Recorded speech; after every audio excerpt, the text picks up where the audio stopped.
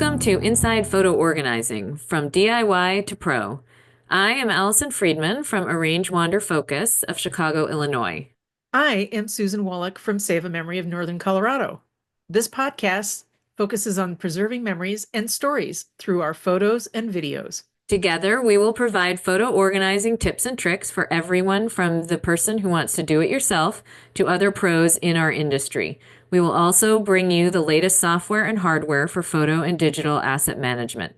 We're passionate about helping you turn disorganized memories into stories you can cherish and share. We will be answering your questions, and we hope that as you learn more, you can complete your own storytelling and photo organizing project and feel more confident to finally know that you can preserve and find those special memories with ease. Join us on this journey of learning how to preserve the memories that matter.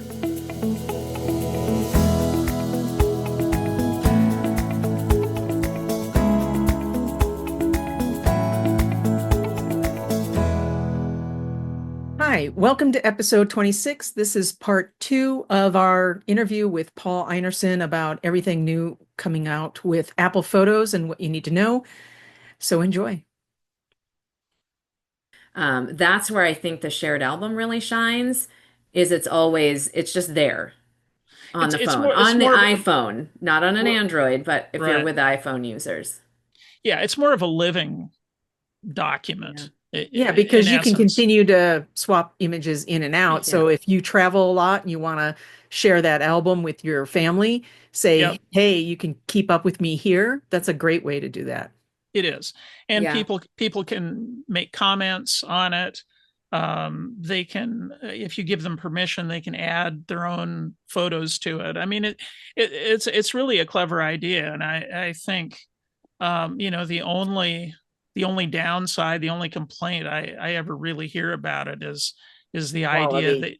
that you're not getting the full image, the Right. real image. But so much of the time we don't anyway. I mean, But people down. but that's not unusual. When you look at other software, Right. I think, Yeah. we run into that issue as well. Yeah. So yeah, And the Yeah. reason for that is simply the companies don't want to pay for the extra storage. I mean, right. that's the reason, Well, Yeah. and you really. also want it to load fast. I mean, Yes. there's practical reasons for it as well. Yeah. But anyway, it's a it's been around for a long time. They haven't really changed the rules of it in a long time. Um, who knows who knows where that will all go, but it is a great tool. And when you put it out there uh, as a universal web gallery with a URL, it can be, it is a very handy way to share pictures across platforms. So Nice. yeah. All right. I think we covered that pretty well. Our Yep. next topic is It's like we're going like hierarchy. simple to complex here. Yes, Yes. indeed. So the next one is the shared Shared library. library, Yep. not to be confused with the shared album.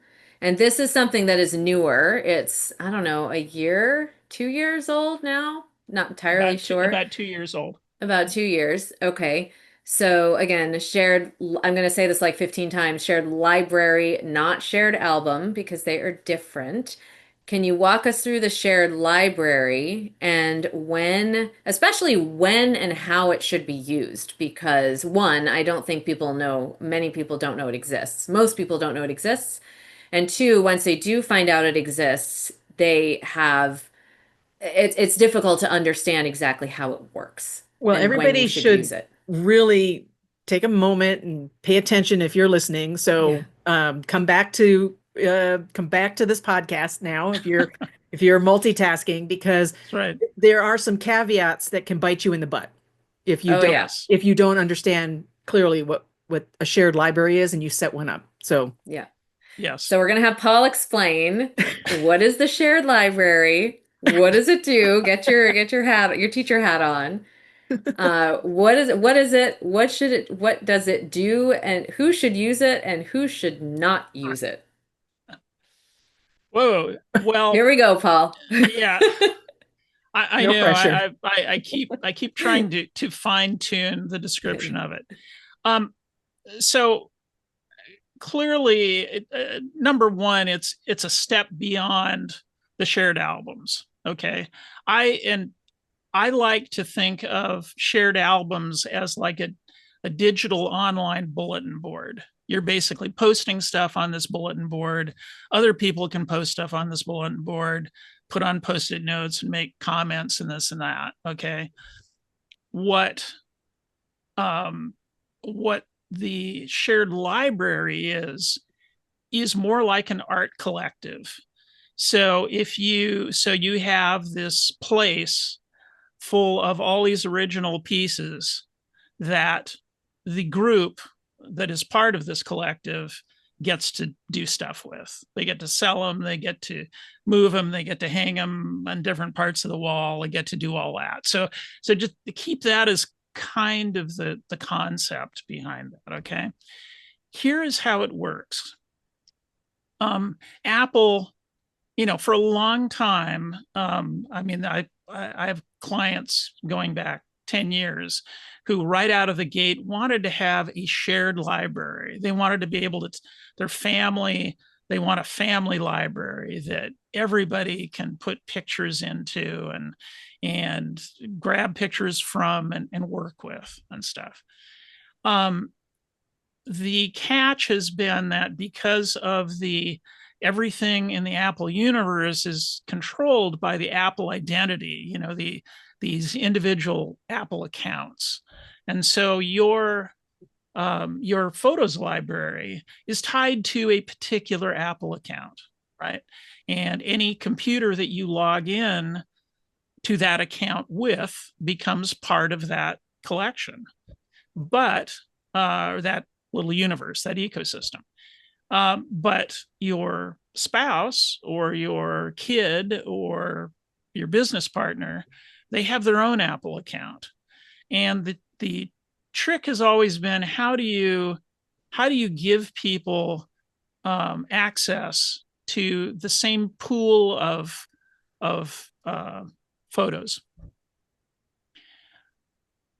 For a long time, the only way that you could really do that in the Apple environment was for people to use the same Apple account.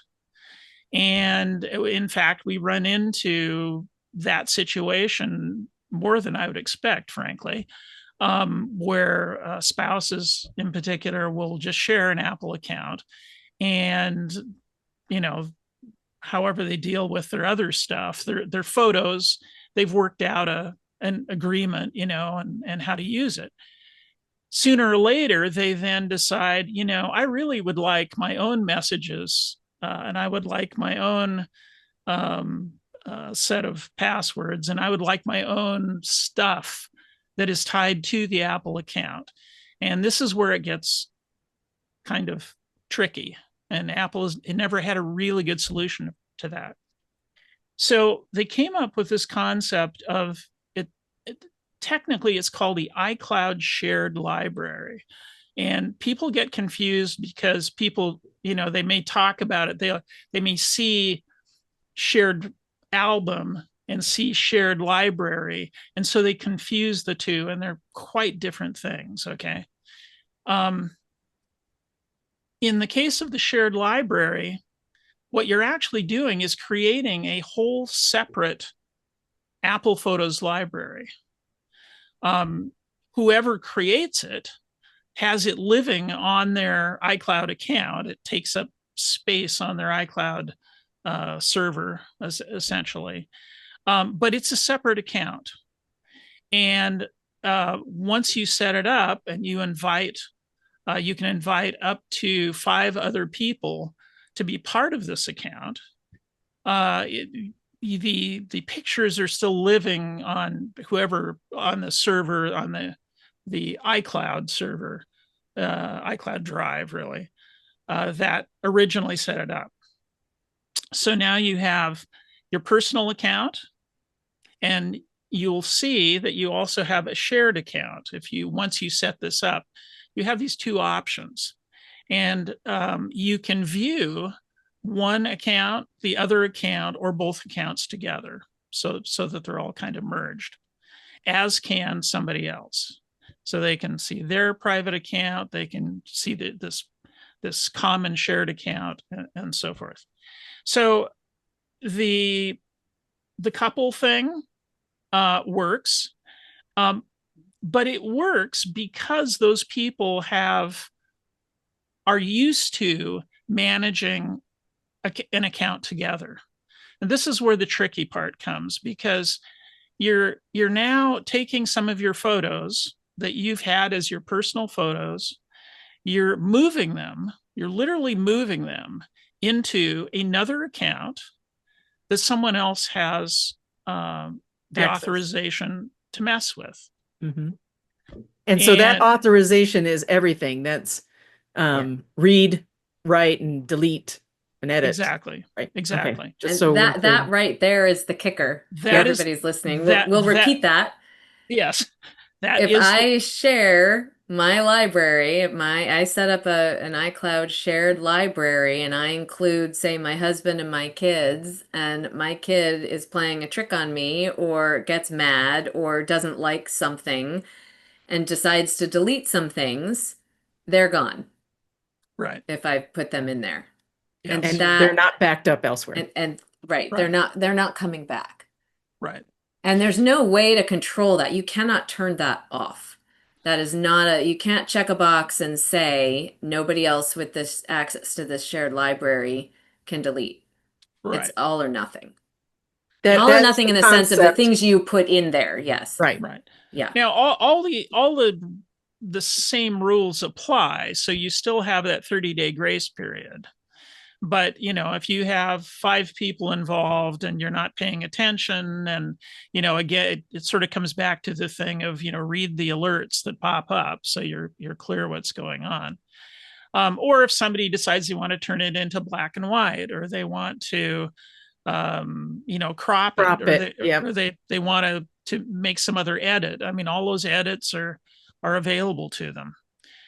So that is I think the fundamental issue is, when you create a shared library, you simply have to have good ground rules so that everybody understands what this is about. It can be very cool. It fulfills a niche that clients have been asking for forever. And if you said, you know what, we just want this shared library for our family vacations, and everybody's pick your favorite photos, put them into the pool of photos. That can work. And as long as people are responsible about that, that's really what it's for. um I would not suggest doing this like setting it up for families with young kids, things like right, that. I mean, it really has to be somebody that you can communicate and be on the same page with right, right. because it just Yeah. As he otherwise says, things, you got to set yeah. those ground rules. So if I put an image into this shared library that I'm sharing with someone else in my family, they have full rights to do whatever they want, including downloading. They could Mhm. add their own photos to it and everything. Now, and the same goes for me with access to their stuff. Now, can I pull stuff back out of that library, say I've changed my mind after they've downloaded what they want, and pull those back into my personal library? So this is a temporary Yes, thing? Okay. yes. If that photo originated with you, then you can reclaim it, Okay. basically. And Okay. I cannot pull in any other person's photos they contributed to that library into mine because I'm not the owner of it. You can make a duplicate of it, Okay. but no, I mean, there is that level of permission in the process. And full disclosure, I don't know if this is going to evolve in some way with the next operating system or not, but as it Yeah. stands right now, that's how it works.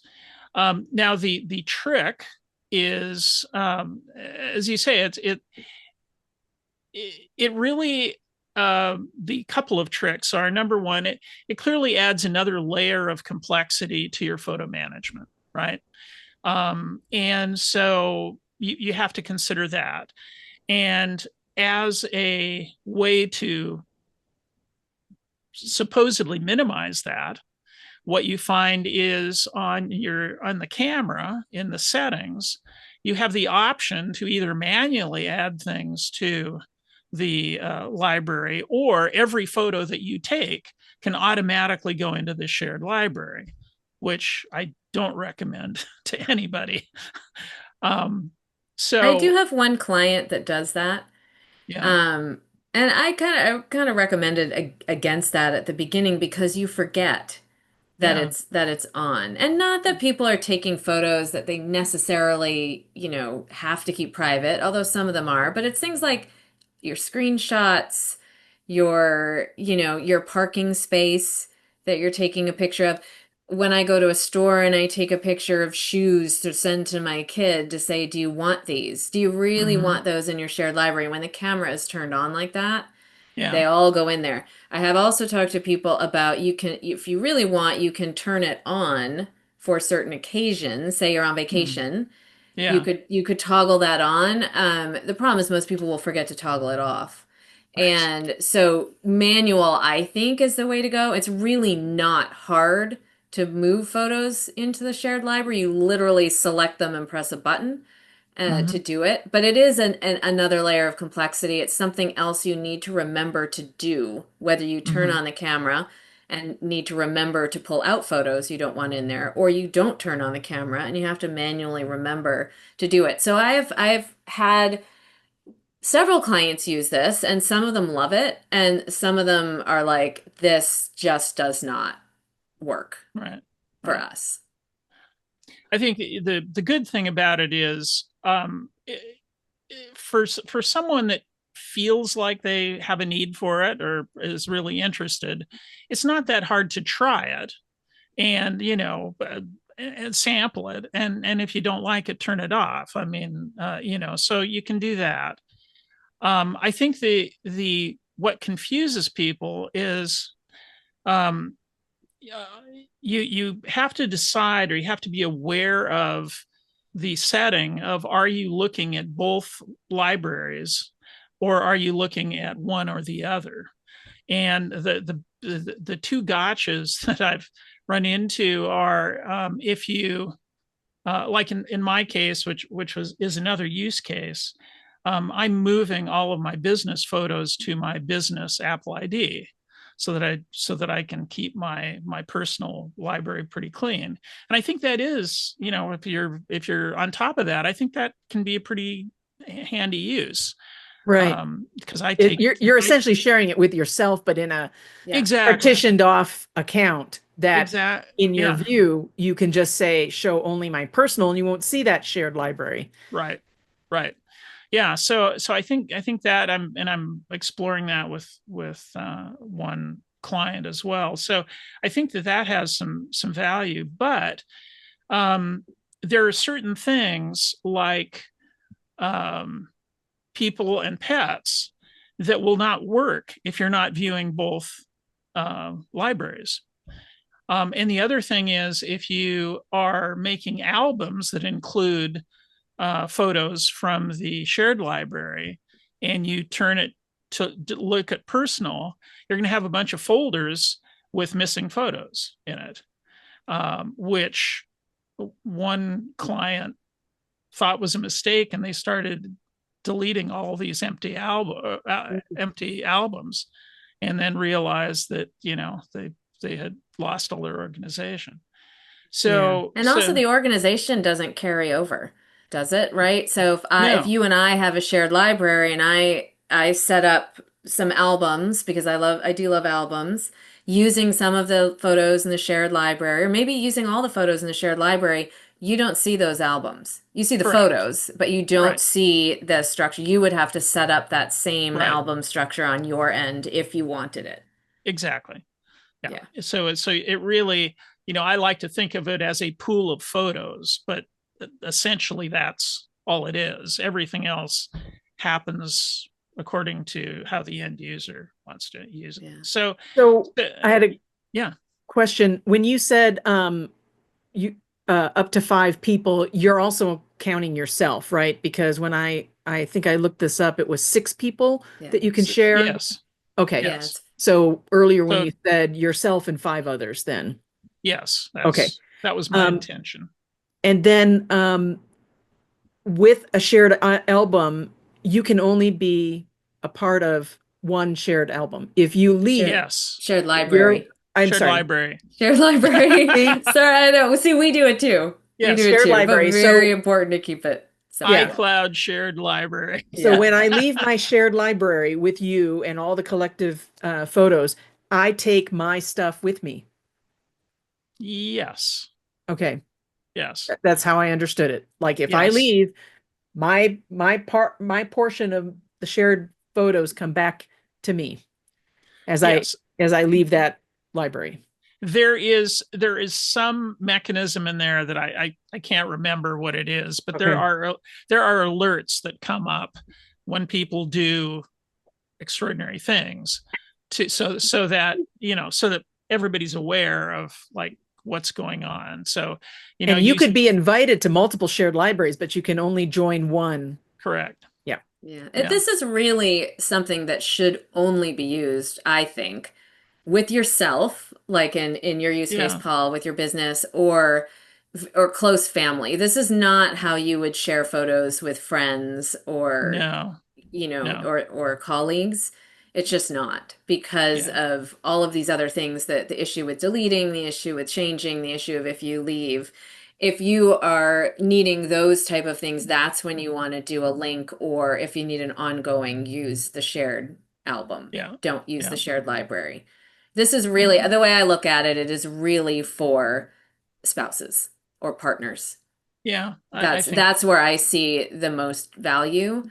I have yet to really, or the business case, because I can see that as well.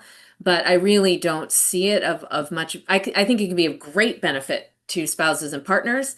I don't really see it as big benefit to anybody else because it's too easy to go awry. yeah. Yeah. No, I agree. I agree. It definitely requires some thought and um and someone who's kind of keeping track of stuff, Yeah. And you can see it. It's actually quite easy to see if which where the photo is. There's a Yeah, little symbol on there of like two people or whatever. So right. you can see it. It's not that, but I do think it takes a little bit of additional work on your part. Hmm. I have a few clients who are very successful in it. They love it. And I have one client that they both keep the camera on and everything goes in there and the warts and all, and they just sort of, ignore the stuff they don't need because their issue was they just could never see each other's photos. They couldn't be bothered. They kept texting things back and forth, and that creates Hmm. duplicates and it creates all sorts of issues. So for them, the ability to just one shared library, everything's in it. Husband's going to ignore, certain things. Wife is going to ignore other things, and Hmm. you just have to get used to it. Yeah. And then I have Yeah. others that are much more intentional about it.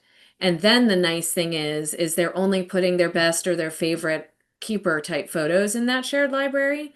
So Hmm. that's the curated family library. And Right. that's the one they're actually backing up outside of Apple to keep for later. So Yeah. I think for the right people, it's an amazing tool.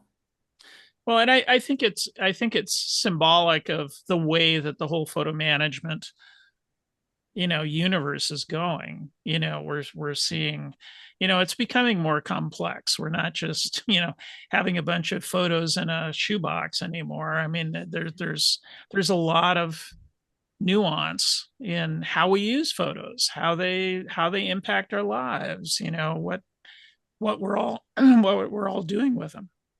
So Well, the nice thing is, so I mean, I have many shoeboxes behind me, which is why I have this picture on my screen.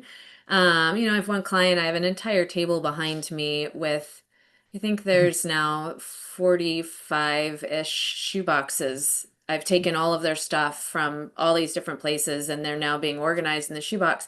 And and it looks great and it looks pretty and blah blah blah, but the problem is who gets it? If you were not digitizing it, if you were not putting it in an Apple Mhm. library or somewhere else, then you actually have to figure out, well, who's going to get it? This one picture of the primary family members, who gets it? Mom, dad, kids? Yeah.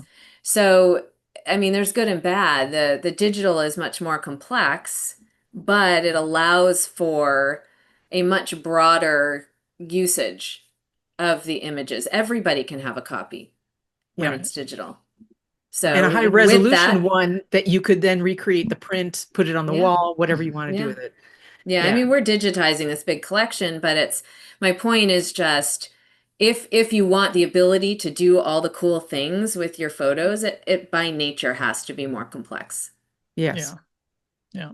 Yeah. And to any developer that's doing this, whether it's Apple or Google, they have to understand the situations with, how much do they want to be burdened providing cloud storage space for your stuff. So, that's Hmm. why with the shared album, you're not impacting Apple's sharing of your cloud storage. You're not impacting your cloud storage. But with a shared library, Apple, in order to share that large original with others, they have to change what's happening on the back end. And so, yes, if you share a library of photos, whoever stands it up is going to be dinged for that additional cloud space of new photos potentially being added to your library, right? Yes. Yeah, exactly. So, Although most of the time I see families often share iCloud storage. Anyway, this is one of the weird things is everybody has their own Apple library, yeah. but you have shared family storage. So in that sense, it doesn't really make any difference at all. My If family of if you're four, we sharing have a within two the family. terabyte. If you're Yes. sharing Yeah. within the family, which is again really the only use case I see for the shared Yes. library. Hmm. I'm sure others will disagree at some point, but like our family of four, we have shared 2 terabytes. And so it doesn't Right. really matter if I'm the host or whatever, that's not going to change. But it is a good point for if you are thinking about setting this up with somebody that you do not share storage with before you set it up, who Hmm. has more storage? Yeah. And so that's the Yeah. person who should set it up. Yep. Yeah. Yep. Good point. Yeah, it's so interesting to me. It's just, I mean, who knows what'll come next? So let me ask you this about what will come next. I'm assuming that you were paying attention to the Worldwide Developers Conference, which Apple puts on every Mhm. year, saying this is what's coming next, just so we can keep confusing people with more changes and developments and such. I took a very quick glance at what was coming. I did see there's some changes to the camera and some changes to photos. It actually looked to me that they're going to try and simplify that Photos app and almost bring a few things back, look a little different, but because they realize that they caused some confusion. But I'm assuming that if you didn't pay attention, if you weren't watching, then we Yeah. can just No, no. move on. But No, what no. did you I mean, see? I don't have a lot of feedback on that yet, other than what was shown publicly. In a way, I was a little disappointed. What it appears now is that there will be one panel for the camera roll or library, and then there'll be you can switch to all the collection view, Mm. whatever that looks like. And So because like tabs then? So instead of well, scrolling, would it be more like tabs? well, what the collection view looks like, I'm not sure yet. They do have a beta out that I'm going to install on my backup phone, and kind of play with it and see what's Mm. there. I don't know yet. I haven't seen it. I would be shocked if they went way back to tabs, because I think to me, it just sounds like the reaction that they got was somebody went, "Whoa, wait a minute, that's too much too fast." But I have to say, the concept I think is brilliant, and I think we on some level have to get out of the scrolling mentality, because it just goes on and on and on, right? Yeah, we have too many photos for that now. Yeah, exactly. Yeah. Um, so I think what I'm assuming is it'll right now we have the photos library at the top part of the screen, and we have the collections at the bottom part of the screen when we open it up. I think I assume they're just going to move the collections to a second screen, but that will be similar. And I hope actually if they make it so that that can be your default view and you open photos, that will be fine. Then I would go straight to that if it were me. Then start, looking at the photo, because for the most part, the photos that are in the camera roll view, the only ones that are really easily accessible are the ones you shot in the last 2 weeks, right? And once you get past Yeah. that, now you're into Scroll City again. Do you know Um, when the release date or roughly? it's usually It's October. October? It Yeah. they've been last week of September, first week or two of October is typically uh, the time frame. And the thing is, a lot can happen between now and then. Um, I think it has a cool new look. It has there's a lot of things about it. I actually the part of it that I was most excited about is on the iPad. The iPad has been kind of the Stepchild. stepchild of this whole universe for a long time, and I love my iPad, and I think it's um, for one thing, we all have clients who are on a PC, but they have an iPhone. And That's very typical. Yep. and I have a client um, who's in that situation, but she's older and she can't see on her iPhone well enough to decide which shot she wants to keep. And so she ends up emailing all her photos to her PC so she can pick it out, and then goes back. Yeah, it's like, please don't do that. And by the way, um, this is something. Is a total segue, but um, We like the segues on this show. all right. Well, you're in the right place. So, this is kind of how we always look at these things. But if you start spreading it out, and particularly And if you're you just pinching your fingers this way. I'm just That's spreading, all you need to yeah, do. spreading Yeah. my fingers. You can get to a point where you can actually you can judge the pictures pretty well. If you have a series of them and you're trying to pick out the one that you want to keep, um, or you can pinch way down and have something really terrible. But anyway, um, people don't do that very much. But here's the big takeaway. I was trying to figure out how she could get past this whole thing, and so I thought, I wonder what's been happening on iCloud lately. And I went into iCloud, and the iCloud Photos interface has gotten quite good. Mm. And so now I have a call with her this week, and I'm going to say, look, let's try this out. And because she can log into it on her PC, right? And basically have what she would have with Google Photos, if she was logging into it. And there's a lot of stuff that you can do there. You can delete, you can, all the basic stuff except for, actual edits, are getting to be quite good. It's much more full featured than it used to be. And you can actually initiate iCloud link exports out of iCloud. So I think I'm going to be looking at that more, because I think it's been kind of an overlooked component of the whole thing. It's more than just the Grand Central Station of our photos.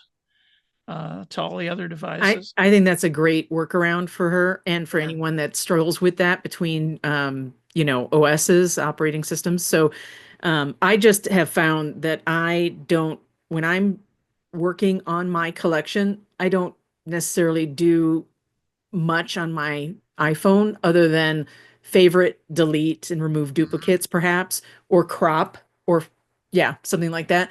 If I want to get into creating photo albums, I do that on a desktop, because then I Right. can see more items to drag and drop into my albums and whatever. So that's why Right. I like to work on a desktop often. Well, and actually, you bring up a really good point. This whole changeover has been so much a part of the iPhone experience, which frankly is where most of us um, are viewing our images these Mm, days. But the the interface on the Mac has really not changed that much. We it's the same concept. You have the collections and stuff now, but if you're thrown by the differences on the iPhone and are trying to kind of adapt to it, go back to your Mac and do some of your heavy lifting there because it is more efficient. You're certainly seeing things at a much larger scale, and the changes that you make there will translate back to your iPhone. So it yep. really, it is the probably the best argument for the Apple ecosystem Mhm. is this synchronicity across devices, and it works really well.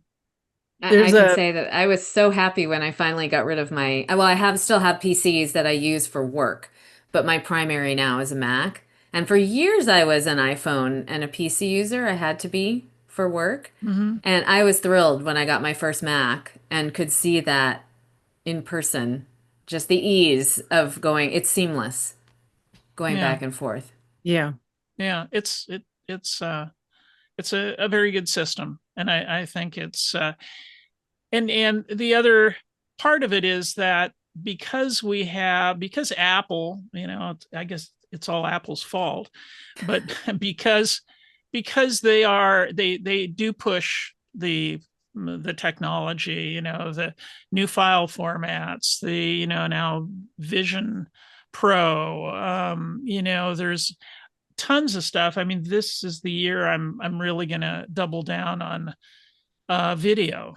I really haven't played that much with video, but there are some amazingly cool things that you can do with your iPhone and Mhm. video, that it makes a richer experience. I'm realizing that I have one audio recording of my father, nothing video or film related, and just a few of my mother. And I think that that's a very rich part of our imaging heritage. And our kids are certainly going to want to have something as rich as possible, when we're gone. So I really want to spend more time We with have that. several episodes on how you can capture your family stories All on right. video and audio. I'll So have to thank you, cue Paul. I'll have to cue those up. You can check those out. We need to start wrapping up, but I did want to make sure that, well, two things. First is that you've had so many questions about the redesign of the Apple Library that you just created a course, right? A quick Yes. mini Yeah. course to Yes. help people navigate through it. Do you want to give us a 2 minute summary? Yeah, And you we'll, of bet. course, have the link to the course and all of that in our resource notes on a resource page that goes with this podcast. But give us the 2 minute overview. You bet. So it's a 10 lesson course. I tried to keep it as short as I could, but can't keep anything really short. So, uh, Neither can we. anyway, but it really is this. I've had so many experiences over the last 2 or 3 months, where somebody's come up to me and gone, I just don't get this, and 5 minutes later, it's like, oh my god, this is like so cool, that I thought I needed to put it together in a way that people could sort of consume on their own time. So it's I've just released it.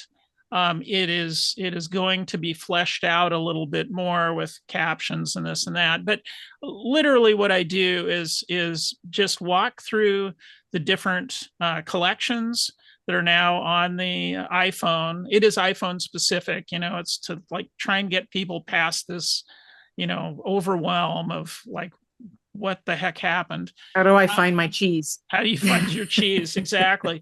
So I go through that. I go through the customization steps and end up with the like the pre-flighting that I talked about. I think it's a wonderful way to start rethinking how you interact with your photos and to stay on Great. top of it.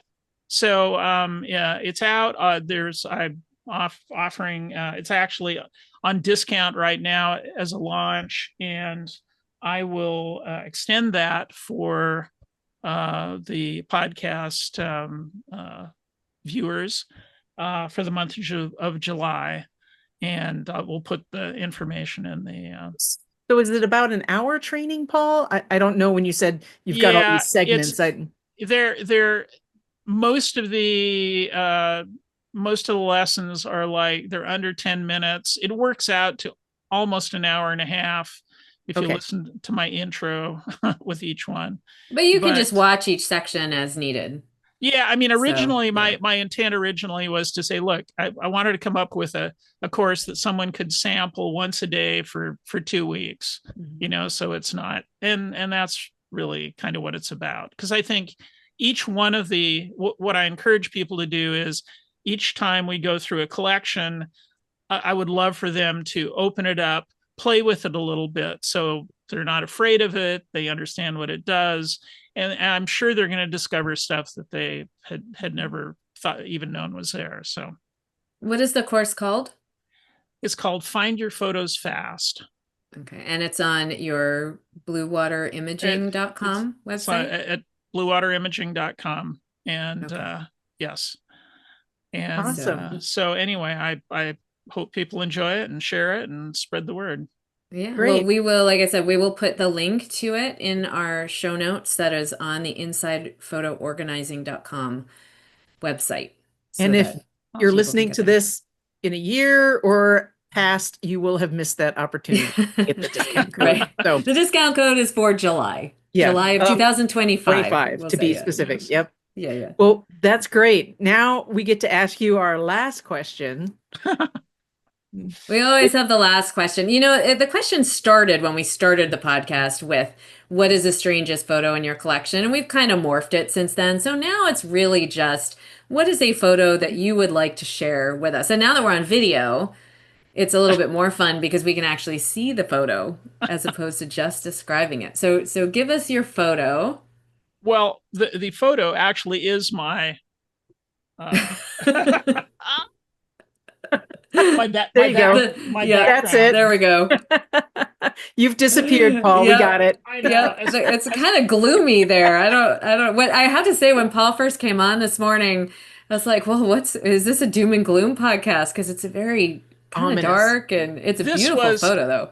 Well, this actually is the picture that I have over my desk here, and this was a charter that we took in the Caribbean to the Grenadines like years ago, and to me, it's one of the sort of inspirational parts of my blue water imaging theme. um just it's all about the experiences that we have that we want to keep with us, and as dramatic as this looks, I mean, it was like bright sun, an hour later, and beautiful, but it just struck me as an adventurous moment, in my life, and a really wonderful exotic trip that we took that I would love to go back and do again. So, I love that you have it printed in your office. I yes, think we've swung. I mentioned I have all these boxes of photos behind me, but we swung in the other direction now.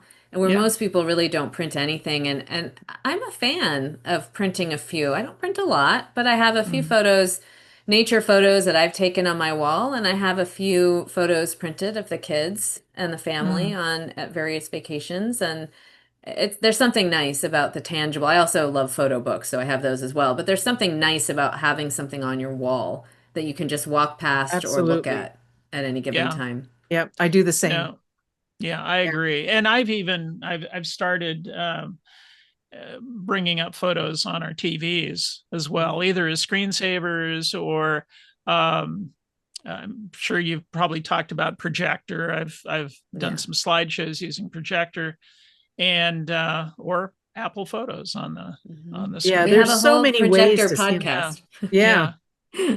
But And it's digital frames too. Yeah. I mean, it's nice. Don't keep them just hidden on your no, phone. no. They really appreciate and value and they're when you see them large. So anyway, Yeah.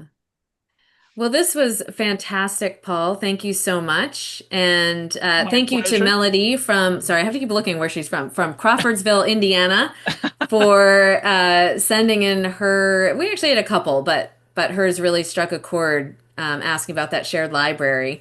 And we've always loved talking to you, and you are our resident Apple guru. Yes, So for thank sure. you for that and for coming on. And everybody Thanks should take so your much for having course, me. Find All Yeah. Photos right. Fast. Yes. Yeah. All All right. right. Well, Thank, I will bid you adieu and everybody else out there. So thank you. thanks again. It was a real pleasure. It was a lot of fun. So And Thank you, Paul. we'll look at bringing you back the next time Apple uh makes uh Right. up our up big up OS changes, yeah. After upsets the Yeah. Tahoe apple gets cart. launched. Yes. Yeah. Yeah, we never All know right. what's in store. Thanks, Paul. All right. Take care. I Uh always love having Paul. Well, I love talking to Paul anyway. I mean, I know you and I both know a lot about Apple Photos. Frankly, we do from our job, from all the things, but he just takes it to the next level. yes, absolutely. Well, like the one thing on shared links, iCloud links, I uh was glad to hear that there is an option where you can protect your data when you share it with others. Luckily, Yeah. mine was turned off. So somewhere along the line, that is the default, I believe. So if you do want to share with all of the Mhm. representing data that the camera takes, including your location, then you have to manually flip that. So, Yeah. you know, That's it mine was on default, was off too. I remember seeing that when I first looked. And for some people, that doesn't matter. You know, if you're sharing right. with your family, it doesn't matter. But if you are Yeah. sharing with, say, a sports team where you don't know where those pictures are going to go, so you're taking Right. pictures of kids and Yes. you want to share a link of 100 photos from a game with the team, you could do that easily with a link. But those photos are then likely going to go to grandma and grandpa and Uncle Joe and Joe's friend Bob and all over the place. That's where I would make sure that's off Right. because nobody needs to know where the field is when you took Yeah. those photos, that kind of thing. And Yeah. when shared libraries came out, I was really confused. I was like, well, what's the difference? And I personally have had to learn, through my own interactions and testing, as well as, Mm, listening to other training in order to grasp it. And so I'm glad that we specifically called this session out for this purpose, because I hope that people listening have now a better understanding of the differences between yeah. the There's two. there's definitely nuance and Yeah. especially knowing the difference shared library versus shared album. I think that can get confusing. So again, thanks to Paul for bringing that on, and I'm excited for people to hear this episode. And as mentioned, we will put the link to his course and the discount code for July of 2025 on our resources page, which you can get to from insidephotoorganizing.com. So give it a visit. And Yeah. continue to send in your questions because who knows, maybe we'll do a whole episode on it. I think On we've your got a topic. couple Yep. stored up now that we'll probably hit that don't require a whole episode that we maybe will do for the next one or coming up. But send us your questions because we do actually read them Yep. and we will answer them. And we'd love to hear from you. Yep. We appreciate all of our audience listeners. So, Yeah. well, another great All right. podcast with another special individual and in our community. So, well Yeah. done. And we will see you next month. Yep. Catch you later. That's it for our show today. Remember, you can find this episode on all of your favorite podcast apps. Be sure to click follow so you can stay up to date with the latest in photo organizing. We'll catch you next month.